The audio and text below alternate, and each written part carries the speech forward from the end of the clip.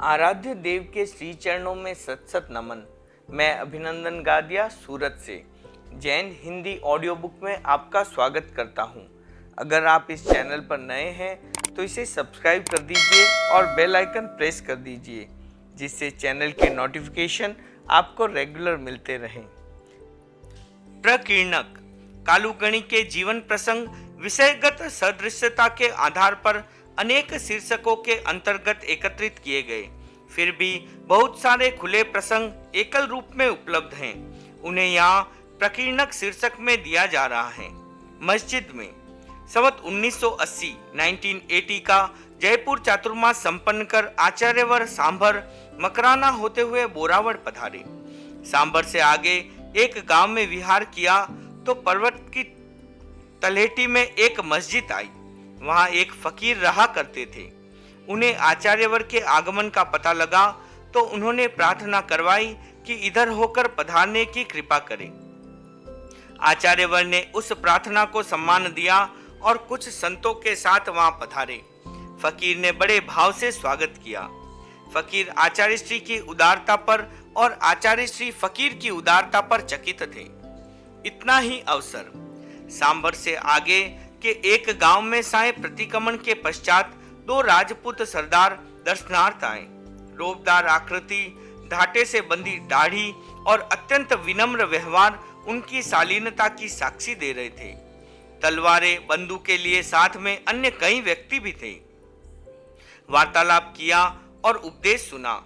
थोड़ी देर पश्चात एक आदमी ने आकर उनके कान में कुछ कहा। उन्होंने तत्काल उठते हुए आचार्यवर से निवेदन किया, फिर कभी दर्शन करेंगे, इस समय तो इतना ही अवसर है। वे बिजली की सी तेजी से चले गए। बाद में पता चला कि वे ठाकुर भूर सिंह जी और बलवंत सिंह जी भुरजी बलजी थे। अंग्रेजी राज्य के विरुद्ध थे। उन्होंने अंग्रेजी छावनियों पर हमले किए, सरकारी खजानों को लूटा। अंग्रेजों ने उनको डाकू घोषित कर रखा था। उन्हें पकड़ने या मारने के लिए सैनिक दल उनके पीछे लगा रखा था। उसी अवसर पर वे उधर से निकले और कुछ समय के लिए आचार्यवर का उपदेश सुना। जेठा जी कहे तो चूरू निवासियों ने राजल देसर में गुरुदेव के दर्शन किए और संवत 1981 का चातुर्मास प्रदान करने की अत्यंत भाव भरी प्रार्थना की। पार्थिव व्यक्तियों में रितकरण जी, रायचंद जी, सुराणा आदि चूरू के अनेक महत्वपूर्ण व्यक्ति थे। साध्वी प्रमुखा जेठा जी उस समय राजल देसर में स्थिर वास कर रही थी। उनकी प्रार्थना थी कि वह चातुर्मास उन्हें दिलाने की कृपा करे। गुरुवर ने भी मानसिक स्तर पर वह प्रार्थना स्वीकार कर ली थी। केवल परिषद में घोषित करना ही शेष था। ऐसे अवसर पर चूरू निवासियों का अत्यंत आग्रह रहा कि तब आचार्यवर ने फरमाया, मेरी भावना से तो यह चातुर्मास जेठा जी को दिया जा चुका है। अब यदि वे स्वीकृति दे तभी तुम्हें मिल सकता है। श्रावकों ने अत्यंत विनय के साथ साध्वी प्रमुखा से चातुर्मास की मांग की और कहा, माँ स्वयं भूखी रहकर भी पहले बालकों को खिलाती हैं। हम सब आपके बालक हैं, भूखे हैं, इसलिए ये चातुर्मास हमें देने की कृपा करनी होगी। श्रावकों के अनुनय विनय के सामने साध्वी प्रमुखा को आखिर पिघलना ही पड़ा। उन्होंने गुरुदेव से निवेदन किया, गुरुवर, चूरू के श्रावक बड़ी आशा लेकर आए हैं, अतः इन पर कृपा करें और यह चातुर्मास इन्हें दे। आचार्यवर ने तब संवत 1981 का चातुर्मास चूरू में करने की घोषणा कर दी। नियति का योग ही मानना चाहिए कि उसी चातुर्मास में साध्वी प्रमुखा जेठा जी दिवंगत हो गई। नींद उड़ जाती। मुनि सिरेमल जी का चातुर्मास दूरवर्ती क्षेत्र बक्काणी में करवाया। वहां एक दिन पैर फिसल जाने से वे गिर पड़े, काफी चोट आई। वहां के समाचार जब गुरुवर के पास पहुंचे तब उन्हें बड़ी चिंता हुई। इस चिंता के कारण कई बार रात्रि काल में उनकी नींद उड़ जाया करती। एक बार उस स्थिति का उल्लेख करते हुए गुरुवर ने फरमाया, ऋखी राम आदि अनेक अविनीत साधुओं को मैंने स्वयं संग से पृथक कर दिया, परंतु उससे एक क्षण के लिए भी मेरा मन कभी नहीं धड़का। परंतु गण में रचे बसे साधु की सामान्य सी कठिनाई पर भी मेरा मन चिंतित हो जाता है। मुनि सिरेमल को लेकर मैं अनेक बार चिंताग्रस्त हुआ हूँ कि वे 3 संत हैं, दूरवर्ती क्षेत्र हैं, श्रावक श्राविकाओं की सामग्री बहुत कम है। ऐसी स्थिति में यदि कोई गंभीर चोट आ गई होगी या कोई हड्डी टूट गई होगी तो उसकी व्यवस्था कैसे हो पाएगी। आसपास में साधु साध्वियों का कोई सिंगाड़ा भी नहीं है। यद्यपि मुनि सिरेमल जी शीघ्र ही ठीक हो गए, न कोई गहरी चोट आई थी और न किसी अवयव की टूट फूट ही हुई थी, फिर भी कालूगणी की वह चिंता बतलाती है कि उनके मन में गण के प्रत्येक साधु साध्वी के लिए कितनी संवेदनशीलता और आत्मीयता का भाव रहता है। स्वप्न में 2 मुनि। कालूगणी को कई बार स्वप्न के माध्यम से अनागत का आभास हो जाया करता था। पश्चिम रात्रि में यदि कोई स्पष्ट स्वप्न आता तो वे उसके संभावित अर्थ पर विशेष ध्यान दिया करते। हरे भरे वृक्ष के स्वप्न से उन्होंने संस्कृत विद्या के पल्लवन की संभावना की। छोटे बछड़े बछड़ियों के स्वप्न से अल्पवयस बालक बालिकाओं के अधिक दीक्षित होने की कल्पना की। उक्त दोनों ही संभावनाएं पूर्ण सत्य निकली। इसी प्रकार एक बार उन्होंने स्वप्न देखा कि मुनि तेजमाल जी ने अपने सहयोगी एक संत के साथ आकर दर्शन किए। जागने पर उन्होंने उस स्वप्न पर विचार किया। मुनि मगनलाल जी से भी परामर्श किया। आखिर उसके संकेत की संभावना की गई कि मुनि तेजमाल जी कच्छ से शायद एक संत को ही ला सके। कालांतर में वह संभावना सत्य में परिणित हो गई। मुनि तेजमाल जी और गुलाब जी इन 2 संतों ने ही दर्शन किए। मूलतः उस समय कच्छ में 2 सिंघाड़े मुनि तेजमाल जी और मुनि लीलाधर जी थे। दोनों को ही चातुर्मास समाप्त होने पर गुरु दर्शन के लिए आना था, परंतु मुनि लीलाधर जी, साकल जी, कस्तूर जी और कल्याण जी, ये चारों संत गण से पृथक होकर कच्छ में ही रह गए। शकुन और दीक्षा। कालूगणी शकुन आदि के संकेतों पर भी विशेष ध्यान देते थे। संवत 1982 के विदासर चातुर्मास की संपन्नता पर वे मिक्सरवदी चौथ को लाडनू पधारे। उस दिन मार्ग में उन्हें दाहिनी ओर काले सर्प का शुकन हुआ। लाडनू में 1 महीने का सफल प्रवास कर वे सुजानगढ़ पधार गए। एक दिन शकुनों की बात चली तो मुनि चौथमल जी ने कहा, गुरुदेव, पहले तो शकुन की बात बहुत मिला करती थी, परंतु अब वैसा नहीं होता। अब तो वे प्राय व्यर्थ हो जाते देखे जाते हैं। कालूगणी ने फरमाया, शकुन के फल पहले भी होते थे, आज भी होते हैं, उन्हें निरर्थक कैसे कहा जा सकता है। गुरुवर ने याद दिलाते हुए फरमाया, देखो, हम लाडनू पहुंचे थे, उस दिन काले नाग का शकुन हुआ था। फलस्वरूप अकल्पित रूप से तुलसी की दीक्षा हो गई। अब तुम ही सोच लो, इससे बढ़कर और क्या फल होता। पचरंगी और असातना। बाह्य जगत के कार्यों पर अंतर जगत का कोई अदृश्य प्रभाव रहता आया है। समय समय पर उसके उदाहरण भी सामने आते रहते हैं। तर्क से उसका समाधान नहीं मिल पाता, श्रद्धा में ही उसे खोजा जा सकता है। कालूगणी ने साध्वी जड़ावा जी को संवत 1992 का चातुर्मास करने के लिए रतननगर भेजा। थोड़े घर, कई वर्षों से हुआ चातुर्मास, अतः लोगों में काफी उमंग रही। चातुर्मास अच्छा सफल रहा। थोड़े घरों में भी पचरंगी की सामूहिक तपस्या व्यवस्थित बैठ गई। साध्वी जी ने उसे गुरुदेव का प्रताप बतलाया। स्थानीय श्रावक सूरजमल जी हीरावत बोले, महाराज, पचरंगी में भूख तो हमें निकालनी पड़ रही है और आप फरमा रही हैं कि यह गुरुदेव का प्रताप है। यह क्या प्रताप हुआ? साध्वी जी ने कहा, हीरावत जी, यों अश्रद्धाशील की तरह कैसे बोल रहे हो? तुम्हारे मुंह से ऐसी बात शोभा नहीं देती।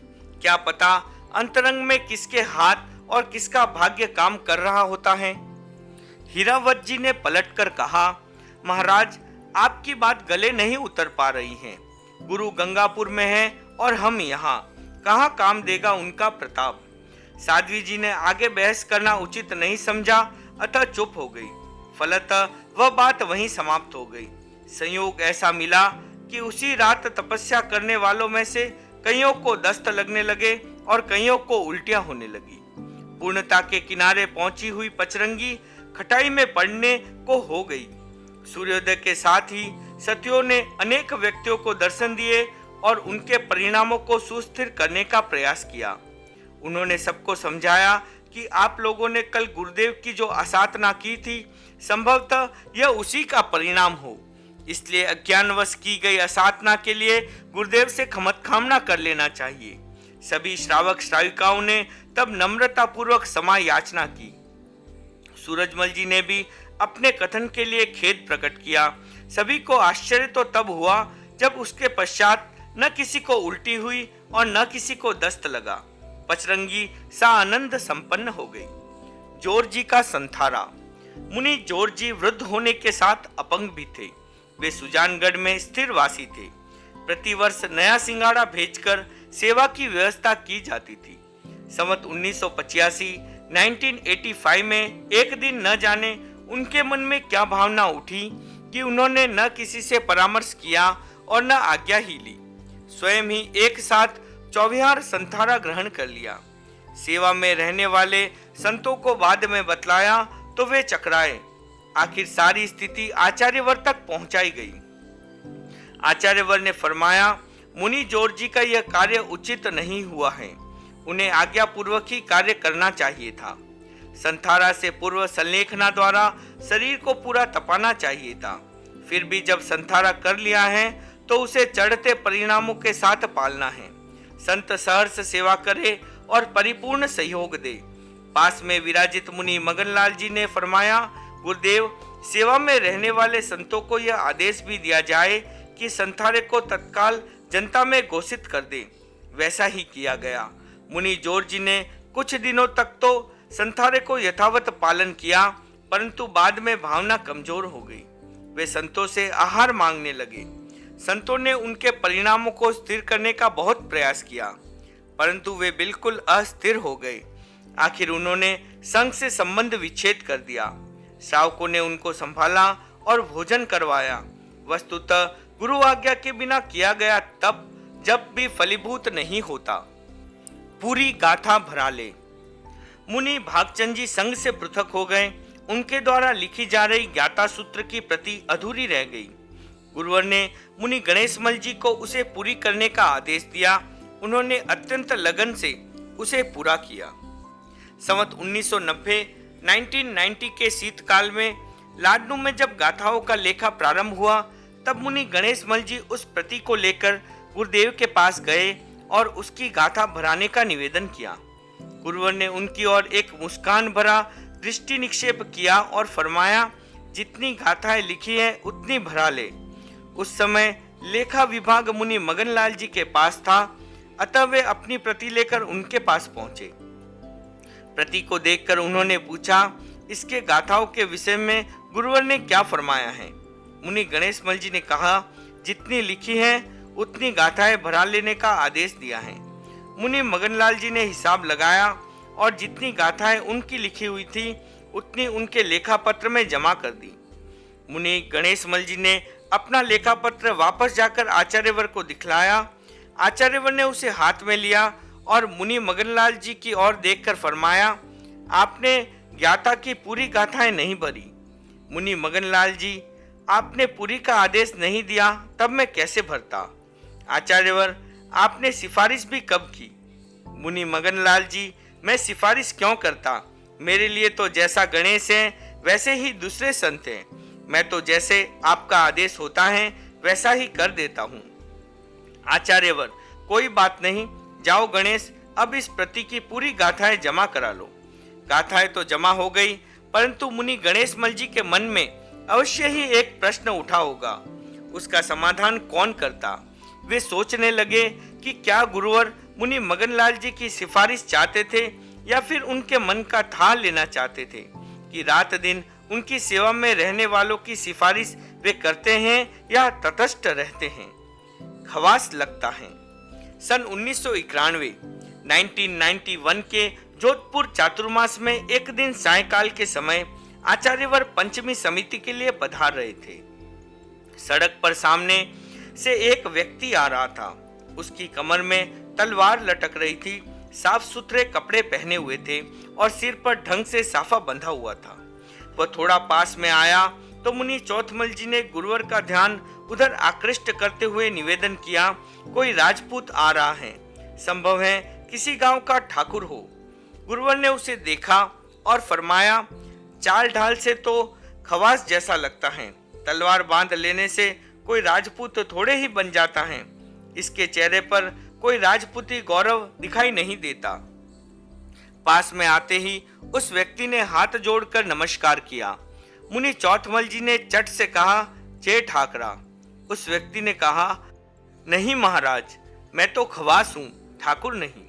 वह व्यक्ति तो चला गया, परंतु मुनि चौथमल जी के मन में एक प्रश्न खड़ा कर गया कि गुरुवर ने उसकी सही पहचान कैसे कर ली। नानकीय ने बचा लिया।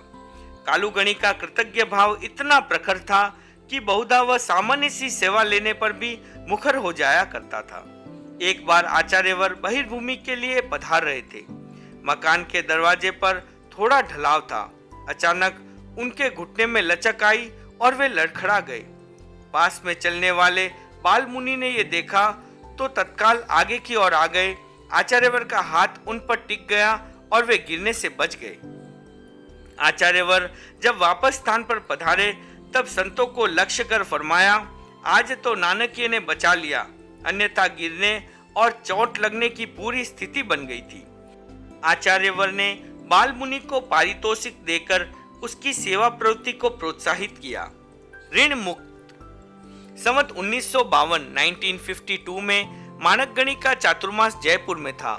वहां कार्तिक मास में मुनि कालू आचार्य कालूगणी को मोतीझरा निकल आया।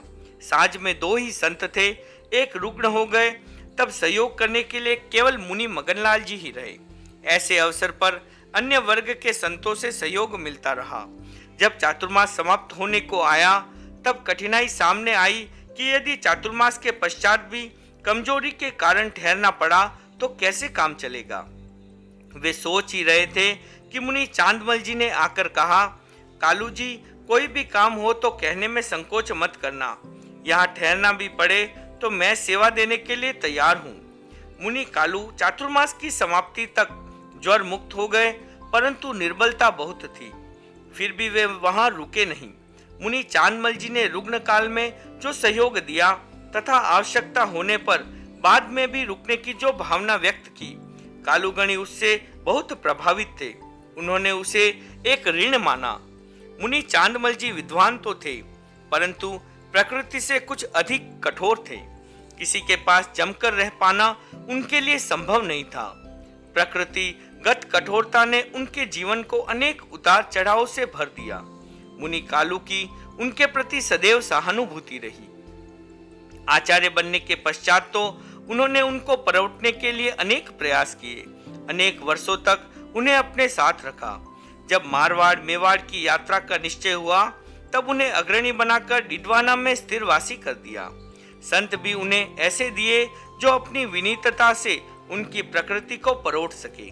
मुनि चांदमल जी ने अपनी वृद्धावस्था के उस कालखंड में जैसी साता पाई वैसी पहले कभी शायद ही अनुभव की हो।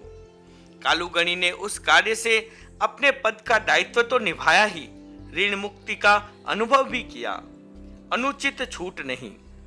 कालूगणी अनुशासन की डोर को कसकर पकड़े रखते थे। प्रत्येक साधु को उसका कसाव महसूस होता रहे, यह उनके अनुशासन की पद्धति थी। इसमें वे बड़े से बड़े साधु को भी नहीं बख्शते। मुनि चंदनमल जी आचार्यवर से दीक्षा वृद्ध थे। मुनि काल में एक बार की गई सेवा से प्रभावित भी थे। इतने पर भी उनकी मांगों को कभी सीमा से बाहर नहीं जाने देते थे। उनकी तेज मनोवृत्ति को बड़े मनोवैज्ञानिक ढंग से अवेरते रहते थे। वे उनकी रग को पहचानते थे। एक बार मुनि चांदमल जी पानी से भरा पात्र लेकर धीरे धीरे चले आ रहे थे। मार्ग में कहीं सिलावट पत्थर गड़ रहे थे। एक बोल उठा, देखो बेचारे बूढ़े बैल को जोत रखा है। मुनिश्री के कानों में वे शब्द पड़े तो वे मानसिक स्तर पर बहुत आघात हुए। ठिकाने आकर पानी का पात्र रखा और सीधे आचार्यवर के पास पहुंचकर बोले, आचार्यवर, अब मेरे से न कोई कार्य होगा और न भारी उठ पाएगा। आचार्यवर उनकी प्रकृति को बहुत अच्छी तरह से जानते थे। वे पहले भी कई बार ऐसी भावना व्यक्त कर चुके थे। गुरुवर को तब उनकी बात को यूं ही टाल देना पड़ा था। संघ की विधि यह रही है कि 54 वर्ष का हो जाने पर आधे और 60 वर्ष का हो जाने पर व्यक्ति को समुच के सभी कार्यों तथा भार से मुक्त कर दिया जाता है।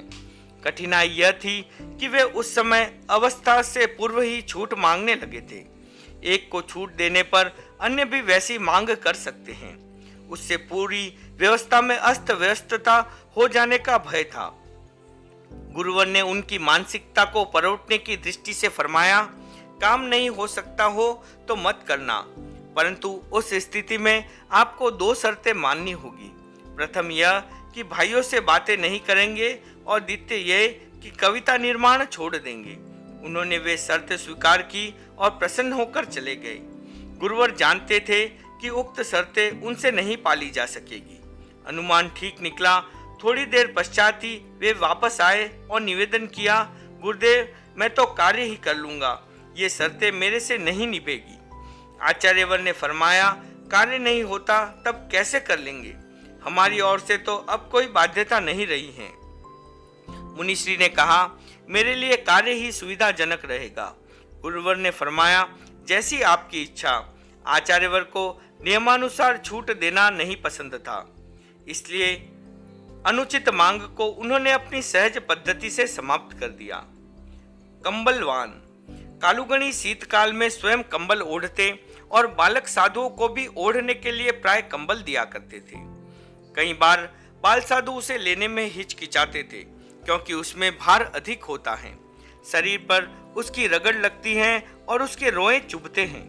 एक बार मुनि नथमल जी, आचार्य महाप्रज्ञ जी और मैंने मुनि बुद्धमल ने उक्त कारणों से ही कंबल लेने में आनाकानी की तो आचार्य श्री ने हमें शिक्षा देते हुए एक श्लोक सिखाया। उसका चतुर्थ पद था, कम बलवंतम न बाधते शीतम। इसमें एक प्रश्न उठाया गया, कौन ऐसा बलवान है जिसे शीत नहीं सता सकता? अंतरलापिका के रूप में उक्त प्रश्न का उत्तर भी उसी पद में है।